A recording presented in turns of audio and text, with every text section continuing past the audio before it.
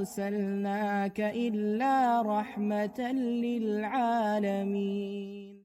السلام علیکم ورحمۃ اللہ وبرکاتہ۔ آج کی اس قسط میں ہم مدینہ منورہ کے اندر مسلمانوں کو جس قسم کے چیلنجز کا سامنا تھا اس کے بارے میں جانیں گے۔ اب ہم نے دیکھا پچھلے ایک ساتھ میں کہ مدینہ منورہ میں یہودیوں کی پریشانی تو اس وقت بڑھ گئی جب جنگ بدر میں مسلمانوں کو شاندار کامیابی ملی۔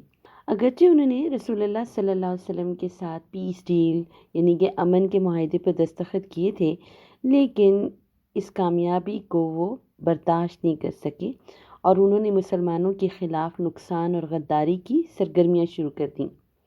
ہر چیز کے باوجود، ان کی تمام شرارتوں کے باوجود نبی کریم صلی اللہ علیہ وسلم نے ان کے ساتھ رواداری کا برتاؤ کیا، کیونکہ وہ اہل کتاب میں سے تھے، لیکن انہوں نے اپنے رویوں اور عمل سے ظاہر کیا کہ وہ ایسے انسانی رویوں کے بالکل بھی مستحق نہیں ہیں۔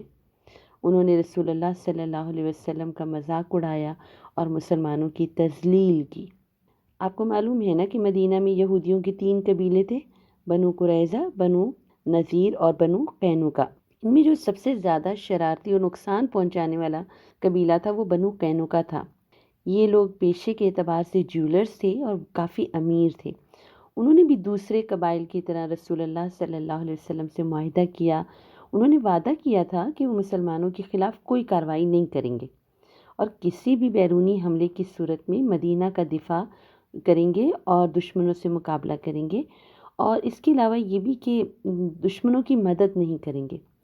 لیکن انہوں نے اپنی ان حرکتوں اور خیانتوں کی وجہ سے مسلمانوں کو نقصان پہنچانے کی کوشش کی اور مشرکین قریش کے ساتھ تعاون کر کے معاہدے کی خلاف ورزی شروع کر دی۔ اس سلسلے میں ایک واقعہ ہوا۔ مدینہ منورہ کے ایک انصار جو قبیلہ تھا، یعنی ان کی ایک عورت یہودی سونار کی دکان پر کچھ خریدنے گئی۔ اس کا چہرہ ڈھکا ہوا تھا، تو یہودیوں نے اس کو چہرہ کھولنے کی کوشش کی، لیکن عورت نے اپنا پردہ رکھنے پر اصرار کیا۔ تو اس کے انکار پر اس کے دوست نے اشارہ کیا اور پھر اس کے حجاب کو اتارنے کی کوشش کی۔ ایک مسلمان جو ہے وہاں سے گزر رہا تھا، تو اس نے دیکھا اور عورت کی چیخ کی آواز سنی تو فوراً اس کی مدد کے لیے پہنچ گئے۔ مسلمان اور یہودی آپس میں لڑنے لگے۔ اس مسلمان نے یہودی کو قتل کر دیا، پھر وہاں موجود دوسرے یہودیوں نے اس مسلمان کو بھی قتل کر دیا، یعنی کہ وہ مسلمان شہید ہو گیا۔ اس طرح یہودیوں اور مسلمانوں کے درمیان خون بہایا گیا۔ جو وعدے کیے گئے تھے ان کے خلاف کام کر کے یہودیوں نے معاہدے کی خلاف ورزی کی۔ جب شہید ہونے والے مسلمان کے رشتہ داروں نے مدد کی درخواست کی تو نبی کریم صلی اللہ علیہ وسلم نے بنو قینوقا کے یہودیوں کو جمع کیا اور ان کو اسلام کی دعوت دی۔ ان سے کہا کہ اپنی شرارتیں ترک کر دیں، ورنہ ان کے ساتھ بھی وہی انجام ہو سکتا ہے جو ابھی بدر کی جنگ میں مشرکین کو ہوا تھا۔ لیکن یہ شرارتی یہودیوں نے رسول کریم صلی اللہ علیہ وسلم کی تقریر کا مذاق اڑایا، ان کی دعوت کو ٹھکرا دیا اور تکبر سے یہ جواب دیا کہ اے محمد، ان لوگوں کے خلاف اپنی فتح پر آپ انحصار نہ کریں، آپ لڑنا نہیں جانتے۔ آپ اگر ہمیں دیکھیں گے تو پھر لڑائی میں دیکھیے گا کہ ہم کس قسم کے آدمی ہیں۔ اب یہ ایسی بات تھی کہ جو کہ ان کے تکبر کو ظاہر کرتی تھی۔ تو بنو قینوقا کے اس متکبرانہ جواب پر آیت نازل ہوئی اللہ تعالیٰ کی طرف سے، اور وہ کیا تھی؟ سورہ آل عمران کی آیت نمبر 12 میں اللہ تعالیٰ نے فرمایا کہ رسول اللہ صلی اللہ علیہ وسلم کو ان کافروں سے کہہ دیں کہ تم مغلوب ہو جاؤ گے اور جہنم کی طرف اکٹھے کیے جاؤ گے، اور وہ بہت برا ٹھکانہ ہے۔ تو نبی کریم صلی اللہ علیہ وسلم نے یہ آیت جو سی ہے ان کو بتائی، اور پھر اسی واقعے کے سے ایک اور ریلیٹڈ آیت بھی آئی جس میں اللہ تعالیٰ نے رسول اللہ صلی اللہ علیہ وسلم کو ان یہودیوں کے خلاف لڑنے کی اجازت دی، کیونکہ انہوں نے اپنے وعدے کی خلاف ورزی کی تھی۔ اور یہ اجازت کیا تھی؟ سورہ انفال کی آیت نمبر 58 میں، کہ اگر آپ کو کسی قوم کی دھوکہ دہی سے ڈرنا ہے تو آپ ان کو مساوی شرائط پر واپس پھینک دیں، یعنی کہ اگر ایسی قوم کے ساتھ معاہدہ کرنا پڑ رہا ہے کہ جو دھوکہ ہی دیتی ہے تو بہتر ہے کہ ان کا معاہدہ ان کو واپس کر دیا جائے، اور پھر بے شک اللہ تعالیٰ غداروں کو پسند نہیں کرتے۔ اس کے بعد آپ صلی اللہ علیہ وسلم نے عزم کیا کہ وہ بنو قینوقہ کے یہودیوں سے لڑیں گے، اور یہ فیصلہ کرنے کے بعد نبی کریم صلی اللہ علیہ وسلم نے لبابہ بن عبد المنذر کو مدینہ میں اپنا نائب مقرر کیا اور بنو قینوقہ کی طرف روانہ ہوئے۔ بنو قینوقہ کیا تھا؟ ایک مضبوط قلعہ تھا۔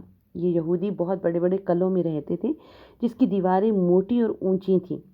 جب انہوں نے سنا کہ رسول اللہ صلی اللہ علیہ وسلم تشریف لا رہے ہیں تو وہ فوراً قلعے کی طرف واپس لوٹ گئے۔ پیارے نبی صلی اللہ علیہ وسلم نے اپنے ساتھیوں کے ساتھ ان کا محاصرہ کیا اور ان کا سامان منقطع کر دیا، یعنی کوئی چیز اندر نہیں جا سکتی تھی اور اندر سے کوئی باہر چیز نہیں آ سکتی تھی۔ مدینہ کے ارد گرد موجود دو بڑے قبیلے بھی تھے، یہودی قبیلے، ان میں سے کوئی بھی بنو قینوقہ کو بچانے کے لیے نہیں آیا۔ 15 دن کے بعد ان کے پانی، یعنی کہ قلعے کے اندر پانی جو ہے اس کو بھی فراہمی کم ہو گئی، تو پھر انہوں نے ہتھیار ڈال دیے۔ آپ صلی اللہ علیہ وسلم نے حکم دیا ان سب کو ایک ایک کر کے ہاتھ باندھا جائے، اور ان کے ہاتھ بندھے ہوئے تھے۔ عبداللہ بن ابی جو تھا، جو منافق تھا، اس نے نبی کریم صلی اللہ علیہ وسلم سے درخواست کی کہ محمد، میرے جو اتحادی ہیں ان پر احسان کیجیے، انہیں معاف کر دیجیے۔ اسی دوران منافقین کا یہ جو سردار تھا عبداللہ بن ابی، جو بنو قینوقہ کا فرینڈ تھا، حلیف تھا، اور اس نے یہ بار بار بات کی رسول اللہ سے، لیکن پیارے نبی صلی اللہ علیہ وسلم نے اس کی بات کو نظر انداز کر دیا، اور اس کے بعد اس نے پھر دوبارہ کہا کہ اے محمد صلی اللہ علیہ وسلم، میرے اتحادیوں پر احسان کیجیے، ان کو معاف کر دیجیے۔ اس بار آپ صلی اللہ علیہ وسلم نے اپنا چہرہ مبارک پھیر لیا۔ عبداللہ بن ابی بہت اپنی بات پر ضد پر قائم رہا اور وہ اسی بات کو دہراتا رہا۔ تو آپ صلی اللہ علیہ وسلم نے فرمایا، ان کو کھول دو، اللہ ان پر اور ان کے ساتھ والوں پر لعنت کرے۔ رسول اللہ صلی اللہ علیہ وسلم نے ان کو قتل کرنے کا ارادہ ترک کر دیا اور ان کو 3 دن کی مہلت دی، یہ 3 دن میں مدینہ سے وہ باہر چلے جائیں۔ انہوں نے مزید مہلت مانگی کہ آپ ہمیں مزید ٹائم دے دیں، لیکن نبی کریم صلی اللہ علیہ وسلم نے ان کو مزید مہلت نہیں دی، اور وہ منافقین اعلیٰ عبداللہ بن ابی، اس نے دوبارہ ریکویسٹ کی کہ ان کو آپ معاف کر دیں اور ان کو رہنے دیں، لیکن اس دفعہ رسول کریم نے اس بات کو بالکل پسند نہیں فرمایا، کیونکہ انہوں نے وعدہ خلافی کی تھی۔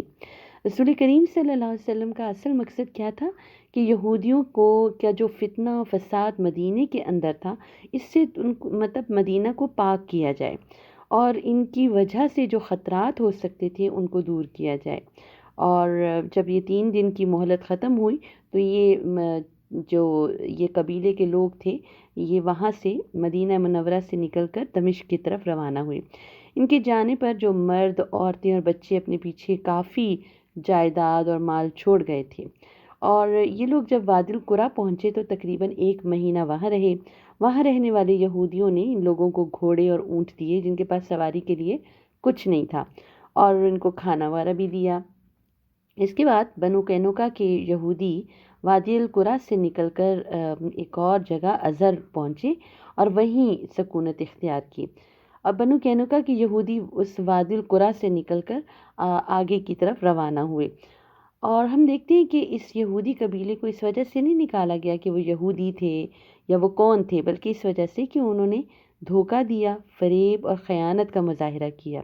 جب بنو قینوقہ کے 700 یہودیوں کو مدینے سے نکال دیا گیا تو مدینہ منورہ میں امن ہو گیا، سکون ہو گیا۔ پیغمبر اسلام صلی اللہ علیہ وسلم کا یہ جو سٹیپ تھا، جو عمل تھا، یہ بہت پیسفل تھا، یہ بہت فائدے مند تھا، اور جو یہودی جو فتنہ فساد کا ذریعہ تھے، اگر مدینہ میں رہ جاتے تو وہ یقیناً مسلمانوں کے خلاف بہت سے خیانت کے منصوبے بناتے، اسی لیے ان کو جلا وطن کر دیا گیا۔ آج کی قسط میں ہم نے بنو قینوقہ کے بارے میں پڑھا اور جانا کہ وہ کیسے دھوکہ دینے والے لوگ تھے، اور ان کے بارے میں رسول اللہ صلی اللہ علیہ وسلم کا فیصلہ کتنا درست تھا۔ نیکسٹ قسط بھی انشاءاللہ ہم اس سلسلے کو جاری رکھیں گے۔ آپ ضرور اس واقعے کو اور باقی سیرہ کے جو واقعات ہیں اپنے دوستوں کے ساتھ شیئر کریں، اور ہمارے چینل کو بھی سبسکرائب کریں اور اپنے فرینڈز کے ساتھ شیئر کریں تاکہ وہ بھی رسول اللہ صلی اللہ علیہ وسلم کی زندگی اور اس میں آنے والی تمام مشکلات کو جان سکیں۔ السلام علیکم ورحمۃ اللہ وبرکاتہ۔ أرسلناك إلا رحمة للعالمين.